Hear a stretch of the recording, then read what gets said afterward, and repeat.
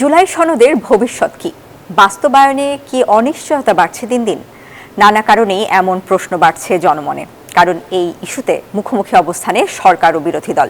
সরকার বলছে জুলাই সনদের সংস্কার সংক্রমিত প্রস্তাবগুলো বাস্তবায়নের জন্য রাষ্ট্রপতির আদেশ সংবিধান পরিপন্থী। আর বিরোধী দলের মতে সংবিধান মেনে হয়নি গণঅভ্যুত্থান। তবে রাজনৈতিক বিশ্লেষকরা মনে করেন রাষ্ট্র সংস্কার প্রস্তাবনাগুলো অধিকাংশ রাজনৈতিক দলের মতামতের ভিত্তিতেই নেওয়া, তাই সরকারের উচিত তা বাস্তবায়ন করা।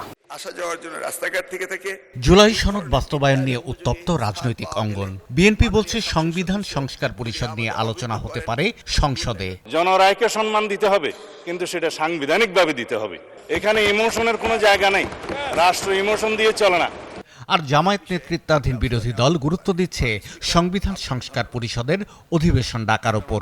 যে পদ্ধতিতে সংসদের প্রথম অধিবেশন আহ্বান করা হবে, ঠিক একই পদ্ধতিতে সংবিধান সংস্কার পরিষদেরও সভা আহ্বান করা হবে। পরস্পর বিরোধী এমন রাজনৈতিক বাস্তবতায় প্রশ্ন উঠেছে, জুলাই সনদ কি তবে অনিশ্চয়তার মুখে পড়েছে?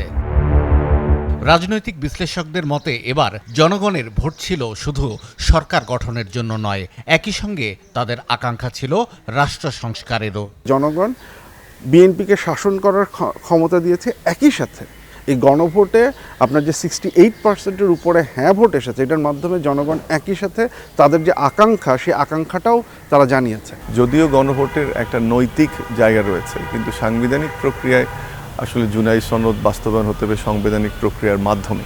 রাষ্ট্র কাঠামো, সংবিধান এবং আইন ব্যবস্থা সংস্কারের জন্য গঠিত জাতীয় ঐকমত্য কমিশন যে 84 সংস্কার প্রস্তাবনা দেয়, তার মাত্র 17টিতে একমত হয়েছে সবগুলো রাজনৈতিক দল। আর 67 প্রস্তাবনায় ছিল নোট অব ডিসেন্ট বা ভিন্ন মত। নোট অব ডিসেন্ট মানে মাইনরিটি ওপিনিয়ন। সিদ্ধান্ত হয় মেজরিটির মতামতের ভিত্তিতে। অন্তত 2/3 যে এই সকল দলগুলো যারা ঐক্যমত্য কমিশনের সভায় অংশ নিয়েছিলেন, তাদের অন্তত 2/3 এবং এই মেজর দলগুলোর অধিকাংশ যেখানে একমত হয়েছে সেগুলোকে ঐক্যমত্য হিসেবে ধরে নেওয়া হয়েছে। তবে সংবিধানের মধ্য থেকেই সব সংস্কার প্রক্রিয়াকে এগিয়ে নেয়ার কথা বলছে সরকার। বিএনপির যে ভাবটা আমরা বুঝতে পারছি যে তারা সংবিধান সংস্কার পরিষদ সংবিধানের সংস্কার এনে আলাপ আলোচনার মাধ্যমে করতে চাইলে সবাই যদি চায় হয়তো তারা রাজি হবে, কিন্তু জুলাই সনদের যে বাস্তবায়ন সেটি আসলে বিএনপির যে ভাবনা, সেই ভাবনাই হয়তো হবে। সংবিধান সবকিছু খুঁজলে পাওয়া যাবে না, কারণ সংবিধানে এগুলো নাই।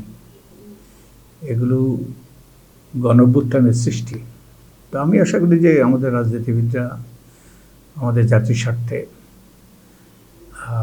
এগুলো সমাধান করবেন এবং আমরা সামনের দিকে এগিয়ে যাব।